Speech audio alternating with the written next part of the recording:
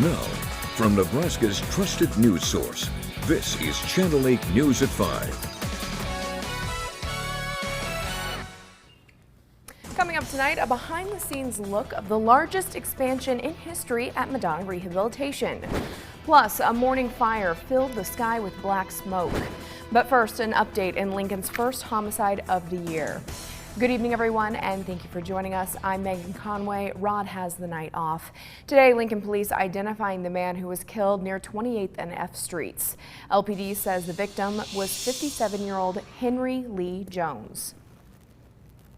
At this time, we know that there was some relationship, but however, the extent of that relationship is still being investigated, but they weren't known to each other. 3 arrests have been made in the case. 32-year-old Derek Pearson and 31-year-old Brianna Jelinek are facing manslaughter charges, while 25-year-old Micah Burgeon was arrested for second-degree assault and use of a weapon to commit a felony. Officials say Thursday morning the call was originally of 2 men fighting. When police arrived, they found Jones unresponsive. An autopsy is underway to determine what killed him. I do want to thank the quick response by our officers and our area partners, to include the Lancaster County Sheriff's Office, Lincoln Fire and Rescue, and also Bryan Hospital staff. I continue to be in awe of their tireless and dedicated work for our community. In other news now, thick black smoke could be seen from blocks away in West Lincoln this morning. The fire happening near Southwest 44th and A Streets just before 9 a.m. Lincoln Fire and Rescue says an old RV caught fire on the property that 2 people had been living in. It quickly spread and destroyed the vehicle, but thankfully everyone is safe. There was a person that was unaccounted for originally, but through the investigation we found that person that had actually left the scene as the fire started, so we're able to say that no one was inside, so just damage to the recreational vehicle. No word yet on what caused the fire. Happening right now, the Atkinson community is honoring a dedicated firefighter and former chief who passed away far too soon. A prayer service is being held for Ryan Keogh, who died earlier this week at just 43 years old. So far, details on how he died have not been shared. According to his obituary, though, Keogh had been a staple in the Atkinson Fire Department for more than 20 years. He leaves behind a wife and 5 children. Today's visitation began at 4 p.m. at the Atkinson Fire Hall. He'll be laid to rest tomorrow morning at 10:30 at the St. Joseph's Cemetery. A fallen Lincoln County deputy was honored today at the Nebraska Law Enforcement Memorial in Grand Island.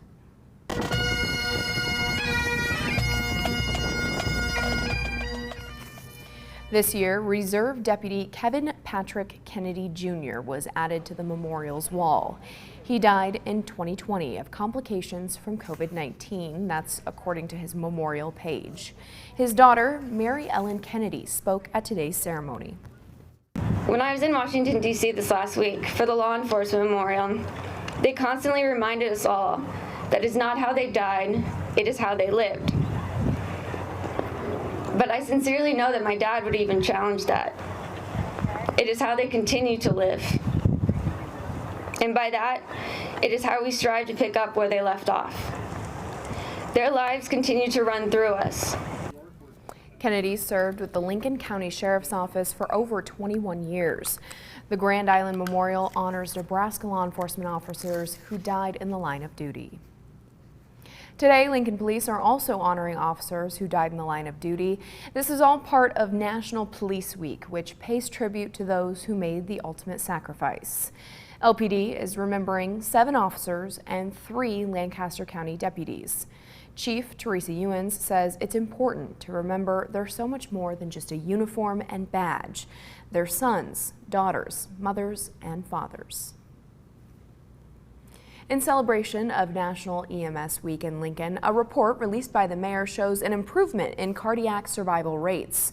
Lincoln's survival rate for those emergencies increased from just under 17% in 2020 to now over 20%. The national average is right around 9.1%. So as you can see, we're doing much better here locally. Mayor Gaylor Baird says, quote, "These survival statistics are the result of a team effort that includes our city's 911 communications center, EMTs, the LFR medical director, and Lincoln's outstanding hospitals. Starting in June, Madonna Rehabilitation Hospital in Lincoln will be moving patients into its largest expansion in history. Channel 8's Ariana Martinez tells us what advancements we can expect in this new wing. Ariana? Yes, Madonna executives say its facilities were due for an upgrade about a decade ago, and now they have cutting-edge technology for patient care and hope it helps families feel more comfortable. The new wing offers 59 beds.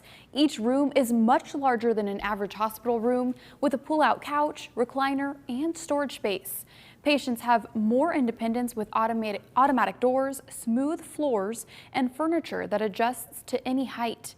Now that this project is over, they have many more plans in the works. June 6th, we'll be closing down our north entrance to begin that north renovation. And then Tuesday, July 5th, we'll begin the renovation of the old St. James 3-story wing. And that will take about 10 months, which means we'll be wrapping up April of 2023 with this project. Madonna specializes in brain and spinal cord trauma, stroke, and neurological conditions for both adults and children. And tonight on the news at 6, hear more on how this construction project impacted Lincoln economically. Ariana Martinez, looking forward to the rest of your story tonight at 6 o'clock. Thank you. Many local small businesses are receiving support from the American Rescue Plan Act. And another area those funds are supporting locally, workforce development. And we have also invested in our workforce because we know that one of the challenges all our businesses face is having the talent they need to produce their products and to deliver services that people desire. And workforce competition is real. It's a problem across the country, and it's certainly an issue we face here as a challenge. So we are partnering with SEC. We're doing grants to educational institutions, to hospitals, to childcare providers to help build up the workforce that our community needs. $12 million is going to develop job training programs that have a clear connection to workforce demand and serve people most impacted by the pandemic, including low-wage workers and youth. And coming up on our newscast tonight at 6 o'clock, the mayor gives an update on our COVID situation here locally. Time now for a check of your weather. My goodness, Rusty, what a difference 24 hours makes. Yeah, we went from 93 for a high yesterday to 73 for a high today, a 20-degree difference. A little more cloud cover, and we do have some precipitation in the forecast, but that waits until tomorrow. Here's what it looks like right now. That swath of green, I checked, and none of that is getting to the ground. It's all in the upper levels of the atmosphere, but it'll eventually try to get down to the surface. Let's take a quick check on Denver. Okay, that's enough. Goodness sakes. That's some snowfall going on in Denver. They may see up to a foot of snow in some parts of Colorado. Not here though. Temperatures are comfortable. 73 for Lincoln right now. That's our high for the day, but 60s just off to the west. In fact, we'll kind of zoom out a little bit and show you that it's in the 40s. Yes, 40s in the Panhandle. 50s for places like North Platte and Broken Bow, 65 in Grand Island, 73 in the capital city. So much cooler today than it was yesterday. Windy though, out of the north at 10 to 20 miles per hour. We have some wind gusts that are pushing the 30-mile-per-hour limit, like Grand Island and Hastings at 31 miles per hour for those wind gusts. Only 24 miles per hour in the capital city. Tonight, cloudy skies and temperatures dropping through the 60s to around the middle 50s, I think, by 1 o'clock in the morning, and a scattered shower possible here and there, especially after midnight, and that northwest wind at 5 to 15 miles per hour. If you thought today was cool, Megan, wait until tomorrow. I think you're going to like this forecast. I'm excited. All right. Thank you, Rusty. Now we go to the latest on the war in Ukraine. The United States offering more support for Ukraine. The Senate passing a $40 billion aid package with overwhelming bipartisan support. ABC's Ike Ajachi is in Washington with more. The United States continuing its support for Ukraine as Russia is meeting stiffer resistance than they expected during their military invasion. The motion is agreed to. The Senate passing a massive $40 billion aid package that will allow additional U.S. weapons, economic and humanitarian assistance to flow into Ukraine. The White House says President Biden will sign the bill during his trip to Asia. Today, Russia's natural gas company, Gazprom, informing Finland that it will halt flows of natural gas starting Saturday morning after Finland's state-owned gas wholesaler refused to pay their bills in Russia's currency, the ruble. In an effort to ease the pain of financial sanctions, the Kremlin has insisted for weeks that nations pay for their energy in rubles.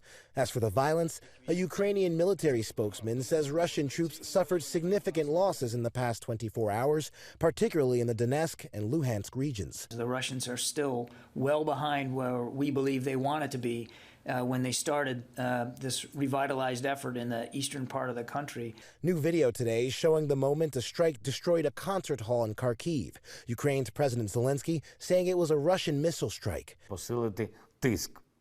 Zelensky saying it is hell there. And in Mariupol, a UK Ministry of Defense report finds as many as 1,700 Ukrainian soldiers likely surrendered at the Azovstal steel plant. It's unknown how many Ukrainian fighters remain inside.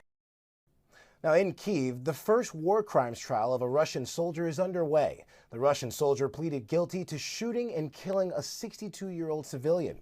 Now his widow says she would like to see him spend the rest of his life in prison, but would be okay if he were traded for Ukrainian prisoners. Ike Ajachi, ABC News, Washington. And on a related note, a former Marine recently freed from a Russian prison is now talking about surviving a psychiatric facility there. Trevor Reed spoke with CNN about his ordeal. What was the worst conditions that you experienced during that time? The psychiatric treatment facility. I was in there with 7 other prisoners in a cell. They all had severe, serious psychological health issues. Most of them, so over 50% of them in that cell were in there for murder, or like multiple murders, sexual assault and murder, just really disturbed individuals. And inside of that cell, you know, that was not a good place. Were you afraid for your life? I mean, I did not sleep there for a couple of days, so I was too worried about, you know, who was in the cell with me to actually sleep. You thought they might kill you? Yeah, I thought that was a possibility.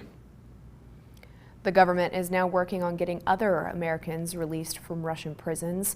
That includes WNBA star Brittany Griner, who has been in Russian custody for more than 75 days. Still to come on the news tonight, the defamation trial involving actress Amber Heard and ex-husband Johnny Depp ending its 5th week with gripping testimony. The latest in the trial when we return.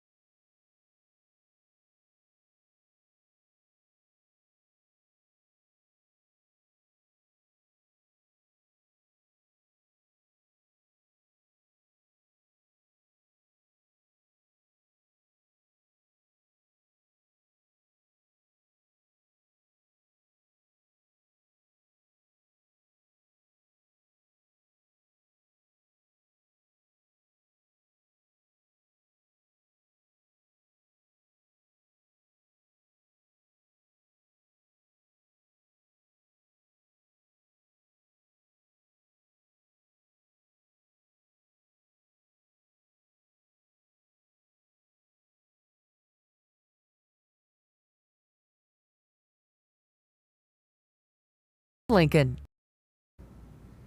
Now to the latest in the Johnny Depp and Amber Heard defamation trial. After days of testimony heard from Heard, Johnny Depp could take the stand again next week as the case wraps up. ABC's Morgan Norwood has the story. The defamation trial involving actress Amber Heard and ex-husband Johnny Depp ending its 5th week with gripping testimony. Jurors listening to a series of taped depositions claiming Depp was difficult to work with. It became clear over time that there were issues with alcohol and drugs. It was that alleged erratic and disruptive behavior that his former manager and agents say caused Depp's career and reputation to suffer. Crews don't love sitting around for hours and hours and hours waiting for the star of the movie to show up. Johnny Depp is suing his ex-wife Amber Heard for $50 million, claiming the 2018 op-ed she wrote in the Washington Post, which did not mention him by name, defamed him and falsely painted him as an abuser, ultimately costing him career opportunities, including a role in the 6th film in the Disney franchise Pirates of the Caribbean. But in a taped deposition, one Disney executive says no one inside the company discussed Heard's op-ed. Are you aware of any decision maker within Disney who has ever said they are not casting Johnny Depp in Pirates 6 or any other role because of Amber Heard's op-ed? No. Johnny Depp has testified that he never struck Amber Heard and that Heard was the abuser. Amber Heard, who took the stand earlier this week, is countersuing, claiming the negative press cost her career opportunities. Now, all eyes are on the jury, made up of 6 men and 3 women.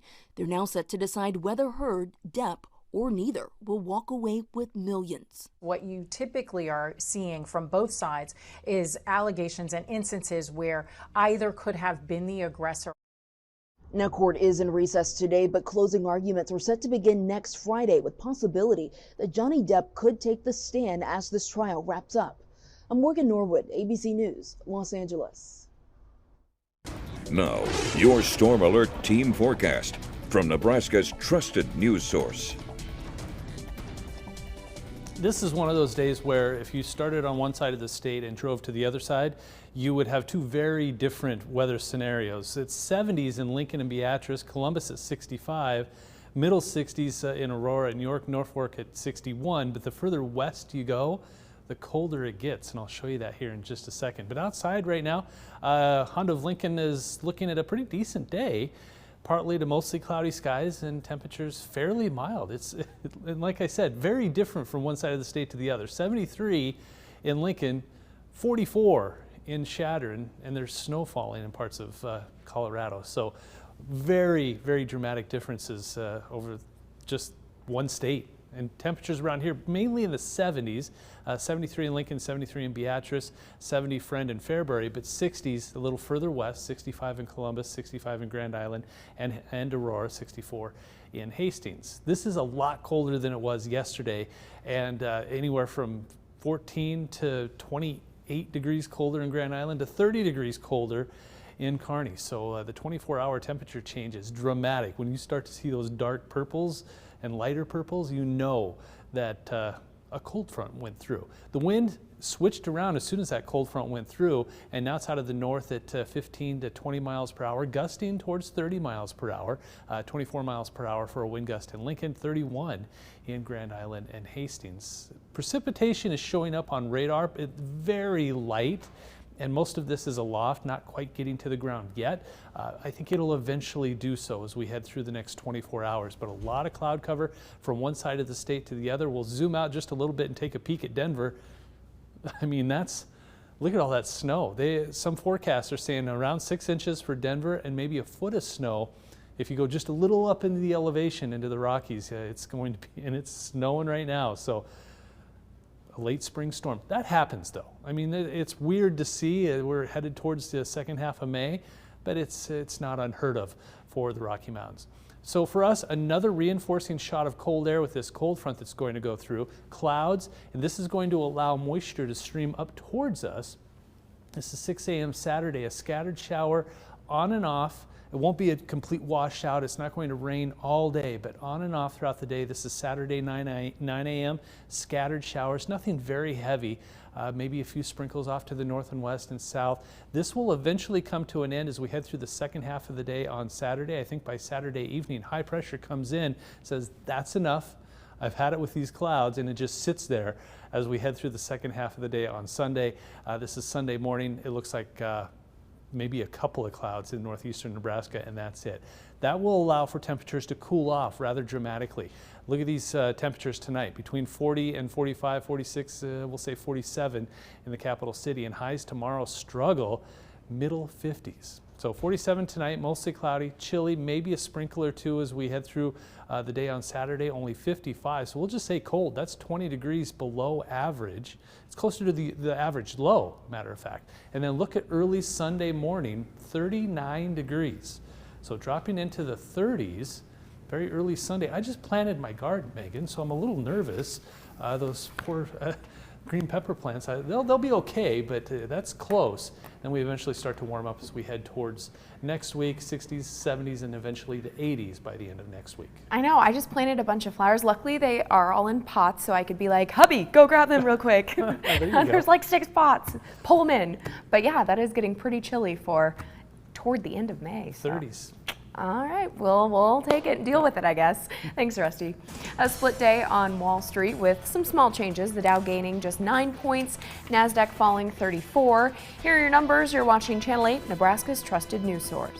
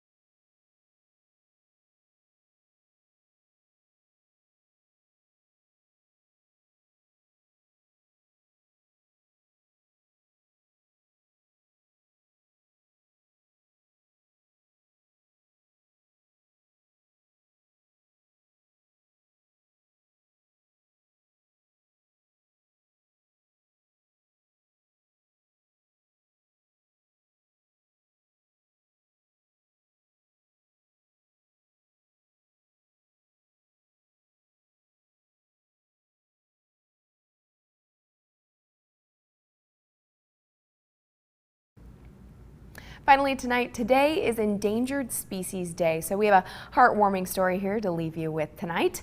A 4-month-old endangered panther kitten is now back with its mother. This is the moment they were reunited. You hear the sweet little cries. It all started after someone dropped off the kitten to wildlife officials in Florida, and they thought it was abandoned. Experts really wanted to try and find the mom, so they spread the kitten's scent around a mile radius of where it was found. When they didn't have any luck with that, they then set the kitten outside in a cage at night. As you can tell, it eventually worked. On the third night, mom showed up. So far, all is well with the kitten and mom. Biologists plan to continue to monitor the pair with trail cameras. So, sweet ending there. Rusty, can we have a final check of our Friday evening weather? I want a kitty like that now. I mean, No, but then they get big. Yeah, that's true. And mean. Okay, never mind. It's different today than it was yesterday, and it'll be even colder tomorrow. 55 for a high with scattered showers on and off. A bit of a northwest breeze at 5 to 15 miles per hour. Sunday looks pretty good. I mean, upper 60s, partly cloudy skies. That's a pretty nice day. A few scattered showers on and off throughout the first half of next week. Temperatures eventually getting back into the 70s. There's some 80s out there. Memorial weekend is on the 10-day outlook. Can you believe that? Alrighty. All right. Thank you, Rusty. Thank you all for being here. See you at 6. With the Channel 8 Eyewitness News mobile app, you'll be the first to know. Get alerts about breaking news and weather, all in the palm of your hand. At Comfort Made Mattress Factory, we build each mattress specifically for you, right here in our locally owned store. We can even make his side different than hers, backed by our lifetime comfort guarantee. Closed captioning on